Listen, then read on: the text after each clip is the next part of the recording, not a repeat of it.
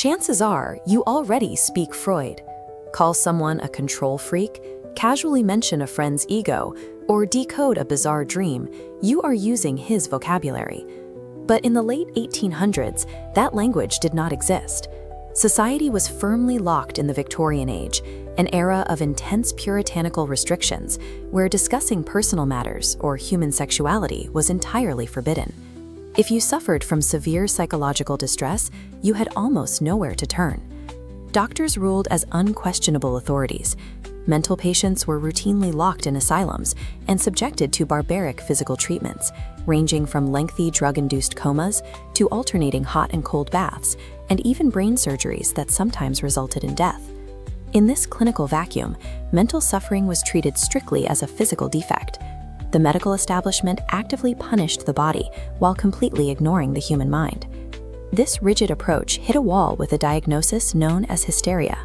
It was a highly prevalent catch-all term for patients exhibiting extreme physical symptoms like severe spasms, tics, and sudden speech impairments.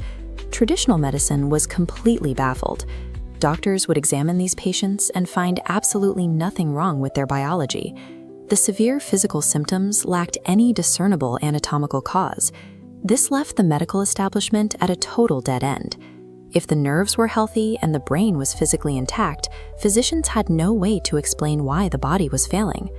Eager to solve this mystery, a young Sigmund Freud traveled to Paris to study with neurologists experimenting with hypnosis. He discovered that putting a patient under a hypnotic spell to access their hidden thoughts could actually produce a temporary alleviation of their physical symptoms. However, Freud quickly identified a critical flaw. Under hypnosis, patients were highly suggestible. Freud realized it was nearly impossible to tell if a patient was genuinely recalling a hidden memory or simply repeating a thought accidentally suggested by the doctor. To avoid this, Freud developed a radical alternative called free association. He instructed his patients to lie on a couch turned entirely away from him, encouraging them to speak freely with absolute freedom and zero censorship. By removing his physical gaze and stepping back as an absolute authority figure, Freud empowered the patient to lead the investigation into the depths of their own mind. This technique quickly began yielding results, best illustrated by a famous case study. A woman suffered an intense hysterical episode that was triggered by a seemingly mundane event, the smell of burnt pudding coming from a kitchen. Through free association, the patient traced this random trigger back to a horrific childhood memory. She had been physically abused by her father precisely while pudding was burning in the background. This animated diagram shows exactly how the breakdown mechanics work. The top line represents the patient's visible adult life, running parallel to a hidden, dormant childhood trauma below. Decades later, while working near another abusive man, the mere smell of burning pudding resurrected that buried trauma. The two tracks violently intersected, forcing the hidden memory to manifest as a physical symptom. These cases revealed that physical symptoms acted as a pressure valve for the mind. A childhood trauma, suppressed for decades, was finally forcing its way back into the world through the patient's body. To understand Freud's theory of the unconscious, he compared the mind to an iceberg. The visible tip represents the conscious self. But below the waterline lies a massive hidden basement, packed with repressed memories and desires, constantly pushing upward, secretly dictating our behavior. Freud was incredibly ambitious during this era of discovery, leading to some reckless errors. Desperate to make a name for himself, he championed cocaine as a miracle cure for exhaustion, a severely flawed endorsement he deeply regretted once its addictive properties became obvious. After his father's death, an intensely grieving Freud turned his investigative methods entirely inward. He began analyzing his own mind, elevating dreams from mystical nonsense into a vital realm of scientific observation and uncensored truth.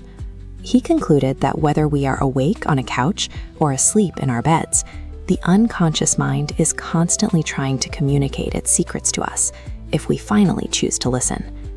The medical community met these ideas with fierce resistance. Mainstream society found his claims about childhood sexuality repugnant, and when he initially published The Interpretation of Dreams, it sold fewer than 100 copies. But the ultimate manifestation of cultural repression arrived decades later, in the year 1938, with the brutal Nazi occupation of Austria. The Nazis specifically targeted Freud. They condemned his psychoanalytic theories as Jewish pornography, gathering his life's work to be destroyed in massive public bonfires. A fascist regime built entirely on strict conformity could not tolerate a science dedicated to uncovering hidden individual truths. Fearing for his life, an elderly and sick Freud finally fled to London. Freud died in exile a year later. Over the course of the next century, many of his specific theories were challenged, revised, or completely discarded by modern psychology. Yet his core ideas conquered the world. In a few short decades, society evolved from locking away the mentally ill in barbaric asylums to treating psychological pain with empathy and open conversation on a therapist's couch. Sigmund Freud broke the Victorian era of absolute silence.